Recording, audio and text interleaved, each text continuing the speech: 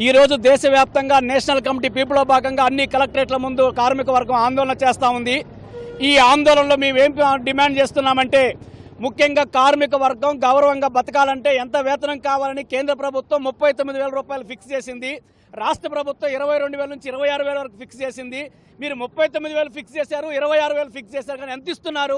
9,000 ఇస్తున్నారు, 12,000 ఇస్తున్నారు, 15,000 ఇస్తున్నారు. అటువంటి 12,000, 9,000 వేతనం కూడా 3 నెలలు 4 నెలలు వేతనాలు పెండింగ్లో ఉన్నాయి. ఇవాళ హమాలీలు కానీ, గ్రానైట్లో పనిచేసే వాళ్ళు కానీ, అసంఘటిత కార్మికులకు ఏ సంక్షేమ బోర్డు లేదు. కారణంగా కార్మికులు రెక్కల ముక్కలు చేసుకొని కష్టపడుతున్న వాళ్ళ కుటుంబాలను ముందుకు తీసుకెళ్లే పరిస్థితి లేదు. అందుకే మేము ఏం అడుగుతున్నాం, ఈ దేశంలో పనిచేస్తున్న అవుట్ సోర్సింగ్ కాంట్రాక్ట్ కార్మికులకు వేతనాలు పెంచాలని, పెంచిన వేతనాలు తక్షణమే చెల్లించాలని, అదేవిధంగా హమాలీలకి, అసంఘటిత కార్మికులకి సంక్షేమ బోర్డు పెట్టి వాళ్ళ విద్యా వైద్యాన్ని బాధ్యత తీసుకోవాలని మేము కోరుతున్నాం. అలా చేయకపోతే పెద్ద ఎత్తున ఉద్యమిస్తామని సందర్భంగా తెలియజేస్తున్నాం. మరీ ముఖ్యంగా తెలంగాణ స్టేట్లో రేవంత్ రెడ్డి గారు ఏం చెప్తున్నారు? కాంగ్రెస్ గవర్నమెంట్ వస్తే మీ కష్టాలు తీరుతాయని అధికారంలోకి వచ్చారు. అధికారంలోకి వచ్చిన తర్వాత ఏంటంటే డబ్బులు లేవు, నిధులు లేవని మాట్లాడుతున్నారు, పేదరిపులు అరుపుతున్నారు. అది నిజమేనా?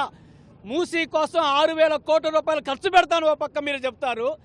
అనేక గురుకులాలు గురుకులాలను గాలి కొదిలేసి యంగ్ ఇండియా స్కూల్స్ అని కొత్త స్కూల్స్ పెడతా అంటున్నారు. వాటికి 1,000 కోట్ల డబ్బులు మీకు వస్తున్నాయి. కార్మికుల వేతనాలు పెంచడం కోసం మీకు రావట్లేదని మేము అడుగుతూ ఉన్నాం. డబ్బులు ఉన్నాయి, ఆ డబ్బులన్నింటినీ కాంట్రాక్టుల పేరు మీద ఇవాళ కొత్త పథకాలు తెస్తున్నారు. కొత్త పథకాలంటే కాంట్రాక్టులు అంటే కమిషన్ల కోసం ప్రభుత్వం నడుపుతున్నారు తప్ప కార్మిక వర్గ సంక్షేమాన్ని పట్టించుకోవట్లేదు. అందుకే ఈ తెలంగాణ రాష్ట్ర కార్మికుల తరపున రేవంత్ రెడ్డిని హెచ్చరిస్తూ ఉన్నాం.